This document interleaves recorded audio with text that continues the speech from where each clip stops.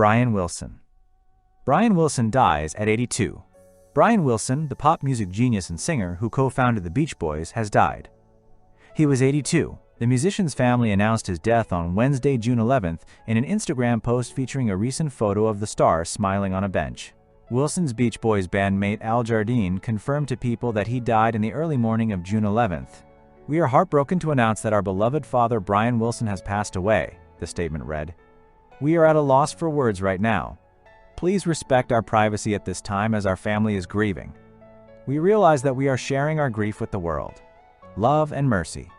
Described by People in 1975 as the formative genius of the group, Wilson served as the rock band's songwriter and co-lead vocalist, and also played bass guitar and keyboard alongside brothers Dennis and Carl Wilson, cousin Mike Love, and friend Al Jardine, who all were part of the original lineup. Born on June 20, 1942 in Inglewood, Calif., Wilson was the eldest child among his siblings, including Dennis and Carl, who were born in 1944 and 1946 respectively. From an early age, he was said to have an aptitude for music, with 2 biographies, Inside the Music of Brian Wilson, the songs, sounds, and influences of the Beach Boys' founding genius, and Wouldn't It Be Nice? Brian Wilson and the Making of the Beach Boys' Pet Sounds, detailing his abilities with pitch and melody.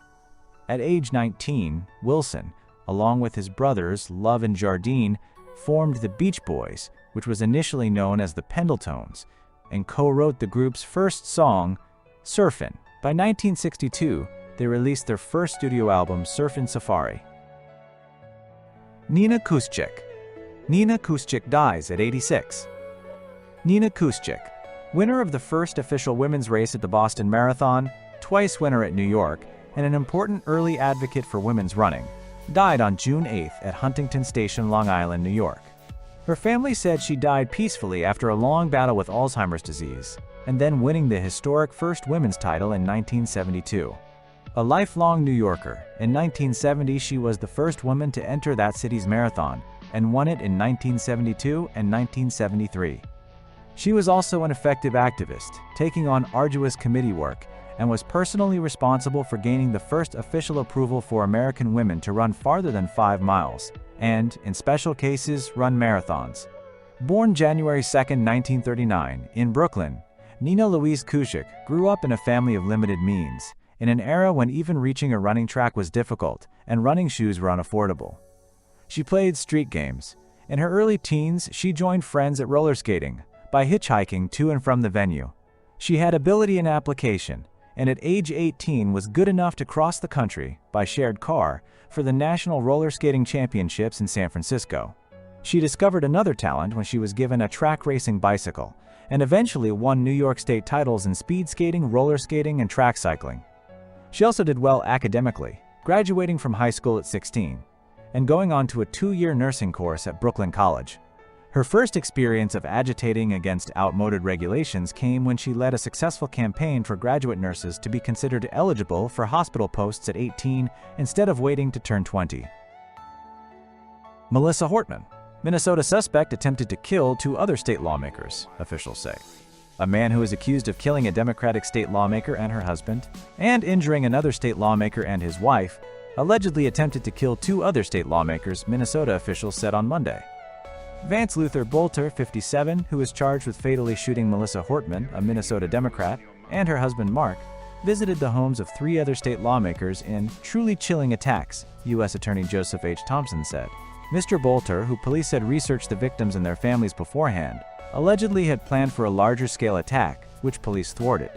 He appeared in court on Monday afternoon to face 6 federal charges and possibly the death penalty if he is found guilty. Mr. Bolter was wearing an orange jumpsuit when he arrived in court in St. Paul on Monday afternoon. He said he cannot afford a lawyer and will have a federal defense lawyer. At the brief hearing, Mr. Bolter said he has 7 cars, $20,000 to $30,000 in savings, and makes about $540 per week. At a press conference on Monday, officials walked through the early hours of Saturday morning in the suburbs of Minneapolis when the Hortmans were killed, and John Hoffman, a Minnesota state senator, and his wife, Yvette Hoffman, were shot multiple times. They also announced that Mr. Bolter faces 6 federal charges, some of which make him eligible for the death penalty. At the federal level, he faces 2 counts of stalking, 2 counts of murder, and 2 firearms-related charges. Separately, at the state level, Mr. Bolter is charged with 2 counts of second-degree murder and 2 counts of attempted second-degree murder at the state level. Leonard A. Lauder. Leonard A. Lauder dies at 92. Estee Lauder, heir and billionaire art collector Leonard Lauder, died at his Upper East Side residence in Manhattan on Saturday, June 14th, at the age of 92.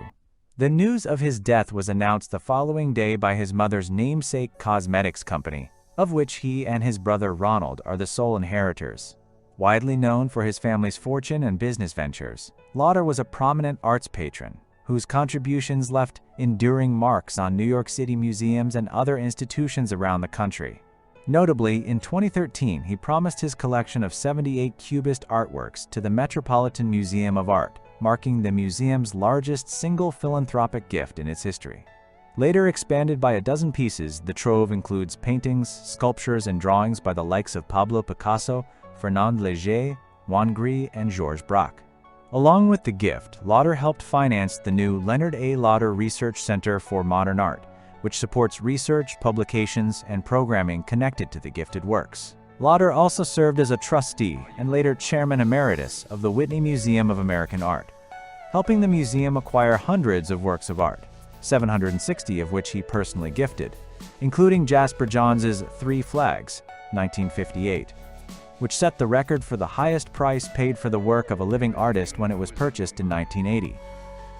He made the largest donation to the Whitney to date when he gifted the museum $131 million in 2008 through his personal nonprofit, the American Contemporary Art Foundation, Inc. In 2016, the museum announced that it would name its new home in Chelsea after the billionaire. Joel Shapiro. Joel Shapiro dies at 83. Joel Shapiro, an acclaimed post-minimalist sculptor whose work explored shifts in scale and perception, died on Saturday at 83. His death was announced on Sunday by Pace Gallery. The New York Times reported that he had been battling acute myeloid leukemia. Shapiro's work has been seen widely, in particular his figural sculptures made from bronze and aluminum elements, which have been seen everywhere from the United States Holocaust Museum to the rooftop of the Metropolitan Museum of Art. Though steeped in the haughty concepts that guided art making during the 1960s and 70s, these sculptures are also quirky and whimsical, with limbs that appear to leap and flail. Often, these sculptures were made first in wood and then translated to metal. Some of them were painted in vibrant colors, something that would have been anathema to minimalism, the movement that was dominant in New York during the early 1970s, when Shapiro's work gained the attention of critics and dealers. Shapiro's earliest works relied upon the language of minimalism, then subverted it. He made a series of drawings made by inking his finger and pressing its tip to a piece of paper, resulting in marks arranged to recall a minimalist grid, except that Shapiro's rows were irregular and unruly. He also relied upon industrial materials, another minimalist hallmark, but his were utilized in ways that appeared to undermine conventional logic. Untitled, 75 pounds, 1970, is composed of a bar of magnesium and a bar of lead, both exhibited on the floor. Though the 2 bars weigh exactly 75 pounds each, they are differently sized, causing them to appear unlike. During the 70s, at Paula Cooper Gallery. Betsy Gay. Betsy Gay dies at 96. Betsy Gay, a former child star known for her work in the Our Gang comedy films, has died. She was 96. Gay, who appeared in the series in the 1930s before it was renamed The Little Rascals, died in Bakersfield, California on Friday, June 13th, her friend Robert Satterfield announced on Facebook. The news has since been shared by Variety, which also cited Satterfield. Gay joined the Our Gang series in the 1930s, eventually appearing in the shorts as Effie, the girlfriend of Alfalfa, until 1938. She made appearances in projects including Our Gang Follies of 1938 and Came the Brawn as part of the group, per IMDb. Her other notable appearances included The Adventures of Tom Sawyer, At the Circus and Mystery Plane, as she acted in more than 40 films until she turned 13, according to a hillbilly music biography shared by her friend. The Our Gang shorts, released between 1922 and 1944 and created by producer Hal Roach, spawned later iterations, including the 1994 film The Little Rascals. In a 2011 interview with Darwin Lee Hill, shared by the Southern Music Research Center, Gaye reflected on getting her start in the film business. "In those days, there was a lot of kids who worked in movies," she said. "One mother told my mother, 'You ought to take Betsy to the studio. They come there all the time looking for kids to be in our gang comedies.' So she took me over there, and sure enough, a month later, a man came over. He took us in, and we were in our gang movies." In 1941, Gaye launched a career in Western music when she practiced yodeling after being asked to appear in an Andy Clyde, short for Columbia Pictures, per her biography. She continued to act into her teens at the Pasadena Playhouse in productions of Quality Street. Louis Moholo. Louis Moholo dies aged 85. Internationally acclaimed drummer Tabogo Louis Moholo Moholo died on Friday morning after a long illness. He was 85. Bra Louis, as he was affectionately referred to, was born on March 10, 1940 in Langa in Cape Town. He is considered as one of the most important jazz drummers in South Africa, known for his contribution in furthering and developing the form of free jazz. He is respected throughout the world through his time in exile in London and through playing with the iconic jazz group the Blue Notes, the family said in a statement. It said Bra Louis was more than a pioneering musician, he was also a mentor. As a drummer, composer, and fearless voice for artistic freedom, Louis inspired generations through his groundbreaking contributions to South African and global jazz. From the townships of Cape Town to the stages of London and beyond, his rhythms spoke of resistance, liberation, and the boundless power of creativity. He was the last surviving member of the Blue Notes, a group that courageously took their music into exile during apartheid and became a beacon for cultural expression and solidarity through jazz. The family said his artistry and spirit were not just heard, but felt deeply across the world. "We are grateful for the love and support that has already begun to pour in from across the globe." The family said details regarding funeral arrangements will be shared in due course. Johnny O'Brien. Johnny O'Brien dies at 94. Former Seattle University two-sport star and Pittsburgh Pirates player Johnny O'Brien has died, according to the Seattle Times. He was 94 years old. O'Brien played both basketball and baseball at Seattle University, becoming the first college basketball player to score 1,000 points in a season.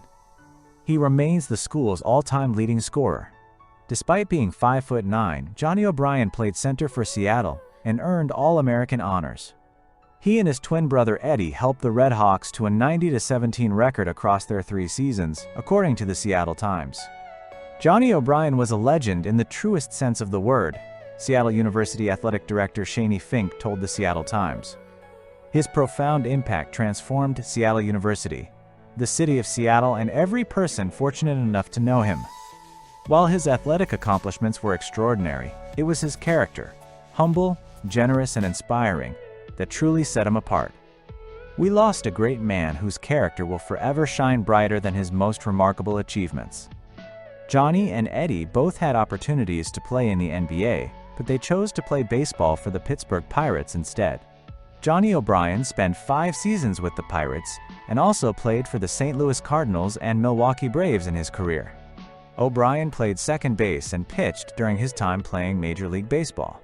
He finished with a .250 batting average across 339 MLB games. O'Brien hit 35 doubles, 5 triples, 4 home runs, and had 59 RBIs over the course of his career. On the mound, he finished with a 1-3 record and 5.61 ERA across 61 innings pitched. He totaled 30 strikeouts and opponents hit .265 against him. Mohammad Bagheri, who was among Iran's top military officials killed in Israeli strikes. In the ongoing Israel-Iran conflict, Israel has killed several high-ranking Iranian officials, including Chief of Staff Mohammad Bagheri and IRGC Commander Hossein Salami. Since the start of the Israel-Iran conflict on Friday, Israel has killed several high-ranking members of the Iranian leadership. While 16 were confirmed dead, more than 20 senior officials of the Islamic Revolutionary Guard Corps (IRGC) and other top commanders were among those targeted in Israel's attacks. Who are the top military officials killed so far? Euronews brings you the list. Chief of Staff of the Iranian Armed Forces since 2016, Bagheri was killed in an Israeli missile strike on Thursday night, at the very onset of Israel's attack on Iran. He was one of the highest-ranking officers in the Iranian military, ranking second only to Supreme Leader Ayatollah Ali Khamenei. He coordinated Iran's armed forces, both the regular army and paramilitary units, and played a central role in shaping the regime's military doctrine. Commander-in-Chief of the IRGC, Salami, was also close to the Iranian Supreme Leader, Ali Khamenei. Salami was one of the hardest on Iran's rivals, notably Israel and the United States. A combatant in the Iran-Iraq War, 1980 to 1988, and an early member of the Revolutionary Guards, Salami served as the organization's deputy for 9 years before becoming its commander in 2019. Rashid was Deputy Commander-in-Chief of the Armed Forces and the head of the IRGC's Khatam al-Anbiya Central Headquarters, responsible for coordinating joint military operations. A veteran of the Iran-Iraq War too. Amir Ali Hajizadeh, Iranian commander killed in Israeli airstrike, oversaw Shahed drone supply to Russia. Editor's note: this story has been updated with additional details. Iran's Islamic Revolutionary Guard Corps, IRGC, confirmed on June 13 that its aerospace commander, Amir Ali Hajizadeh, was killed in an Israeli airstrike on a command facility, according to the Times of Israel. Hajizadeh was sanctioned by the European Union in 2022 for overseeing Tehran's supply of Shahed-type drones to Russia for use in its war against Ukraine, which have become a key component of Moscow's war against Ukraine. He played a central role in advancing Iran's drone and missile capabilities, meeting with then-Russian Defense Minister Sergei Shoigu in 2023 to showcase Iranian weapons. The Israeli operation, described as preemptive, involved 200 aircraft and the dropping of 330 munitions, targeting the country's nuclear program and killing top military officials. Hajizadeh is also known for his role in the January 2020 downing of a Ukrainian civilian aircraft, which Iran later admitted was mistakenly shot down amid tensions with the US. All 176 people on board were killed. Ukraine's foreign ministry issued a statement on June 13 expressing concern over the fallout from the Israeli operation, but underscored that the Iranian regime supports Russia in its illegal war of aggression and supplies Moscow with weapons to kill Ukrainians. Along with North Korea, Iran has been a key ally to Russia during its full-scale war against Ukraine, providing thousands of Shahed strike drones and short-range ballistic missiles. The drones, cheap and packed with explosives, have become a central weapon in Russia's aerial assaults on Ukraine since their introduction in late 2022. Esmail Qani. Iran's Quds Force commander Esmail Qani killed in Israeli strike, reports say. Who was he? Israel-Iran war. In a dramatic escalation of the ongoing conflict between Israel and Iran, Esmail Qani, the commander of Iran's elite Quds Force, was reportedly killed in an Israeli airstrike in Iran, according to the New York Times, citing Iranian officials familiar with the developments. The Israeli strike took place during their extensive military operation against Iranian nuclear and military targets, known as Operation Rising Lion, launched in the early hours of Friday the 13th of June. Esmail Qani took command of Iran's Quds Force after the assassination of his predecessor, Qasem Soleimani, in a U.S. drone strike in 2020. The Quds Force is an elite branch of Iran's Islamic Revolutionary Guard Corps, IRGC, responsible for extraterritorial military operations and supporting proxy groups across the Middle East. Qani began his military career during the Iran-Iraq War in the 1980s, leading several brigades before becoming deputy commander of the Quds Force in 1997, serving under Soleimani. Unlike Soleimani, who was often seen on the front lines with Tehran-backed militias in Iraq and Syria, Qani has maintained a lower profile, conducting meetings privately and away from public view. His leadership has coincided with increased Israeli airstrikes against Iranian proxies such as Hezbollah and other paramilitary groups. In October 2024, Qani was reported missing after Israeli airstrikes targeted the southern Beirut suburb of Dahia. He had traveled to Lebanon following the death of Hezbollah leader Syed Hassan Nasrallah, who was killed in an Israeli strike in late September. Hossein Salami. who was Hossein Salami, the Revolutionary Guard's chief, killed in Israeli attacks. Israeli strikes on Iran, targeting the country's nuclear facilities, have claimed the life of the chief of Iran's Islamic Revolutionary Guards Corps, IRGC, Major General Hossein Salami, including 2 other commanders. According to a statement by the IRGC, its top commander, Hossein Salami, was killed in the Israeli strikes after the unit's headquarters were hit in Tehran. Israeli Prime Minister Benjamin Netanyahu, in a video message, said, "Moments ago, Israel launched Operation Rising Lion, a targeted military operation to roll back the Iranian threat to Israel's very survival. This operation will continue for as many days as it takes to remove this threat." Iran's supreme leader, Ayatollah Ali Khamenei, has vowed that Israel would receive a bitter fate for itself. According to a CNN report, Hossein Salami, born in 1960 as per a United States sanctions docket, was one of the most powerful men in Iran, overseeing its most potent military arm and reporting directly to its supreme leader, Ayatollah Ali Khamenei. Salami first joined the Revolutionary Guards, a powerful branch of the Iranian armed forces, in 1980 during the Iran-Iraq War, and became deputy commander in 2009, then commander a decade later, per a report by the BBC. The Revolutionary Guards is one of the country's most powerful military and political groups. He was known to have a hardline stance against Iran's rival countries like Israel and the United States.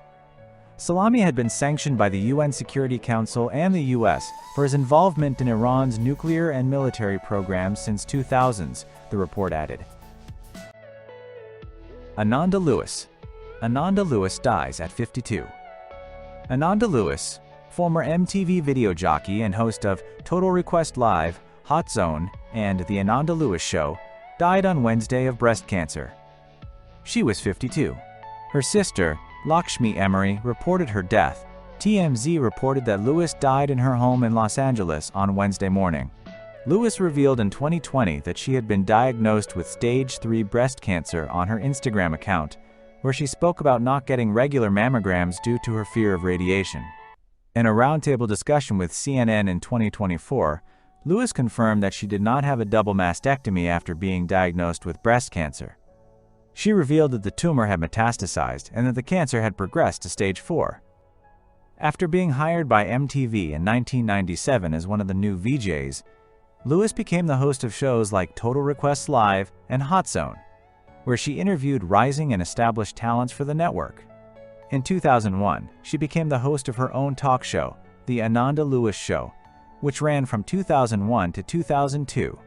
She later joined Entertainment Tonight's spin-off, The Insider, as a correspondent from 2004 to 2005.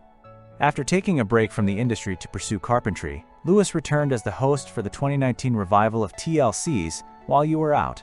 Born in Los Angeles in 1973, Lewis moved to San Diego shortly after her parents divorced, where she lived with her sister, mother, and grandmother. After graduating from Howard University in 1995, Lewis began her career as the host of BET's Teen Summit, a talk show that was hosted by teenagers. After working with BET, Lewis was noticed by MTV and was hired in August of 1997. Douglas McCarthy. Douglas McCarthy dies aged 58. Douglas McCarthy, the irrepressible frontman and chief lyricist of British industrial band Nitzer Ebb, has died aged 58. A statement on the group's social media reads, "It is with a heavy heart that we regret to inform that Douglas McCarthy passed away this morning of June 11, 2025. We ask everyone to please be respectful of Douglas, his wife, and family in this difficult time. We appreciate your understanding and will share more information soon." No cause of death was given. With a style he succinctly described as, quote, shouting and pointing, McCarthy had an almost preacher-like quality, as he sang full-throated commands and declarations, reveling in the body rapture described on their song Hearts and Minds. Paired with the pulsating electronics of the group, their music became a major influence on artists such as 9 Inch Nails. Born and raised in Essex, McCarthy met future Nitzer Ebb drummer David Goudet aged 10, and formed the group with fellow friends Bon Harris and Simon Granger in 1982. With cheap synths and beats hammered out on a metal bin they dubbed John, The group gradually welded together their sound, releasing a demo in 1983, followed by debut single Isn't It Funny How Your Body Works 2 years later. Their ironically martial sound and aesthetic would be misinterpreted by some. The totalitarian imagery reflected the austere political time, the miners' strikes and riots, Harris later explained, but it proved infectious on dance floors, as tracks such as Let Your Body Learn and Warsaw Ghetto crossed over into the burgeoning worlds of techno and acid house. The closest I felt to God was listening to Join in the Chant, the era's legendary DJ Andrew Weatherall once said. Samuel L. Jackson. Samuel L. Jackson has always been a commanding presence, on screen and off. His voice, unmistakable. His gaze, fierce. His performances, unforgettable. From Pulp Fiction to A Time to Kill, from The Avengers to Coach Carter, he brought intensity, honesty, and depth to every role. He became more than just an actor. He became a symbol of strength, resilience, and unfiltered truth.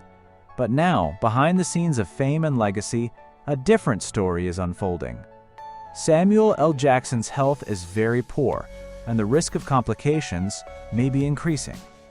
It is hard to imagine a man so full of life, whose every word carried force and clarity, growing quiet.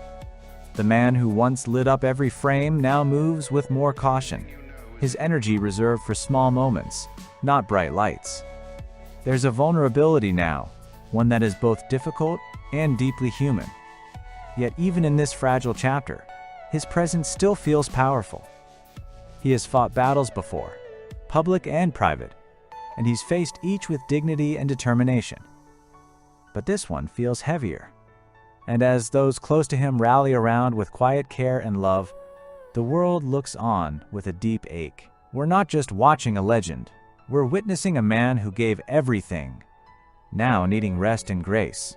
Samuel taught us what it meant to be unapologetically real, to speak your truth, to own your power, and to never back down.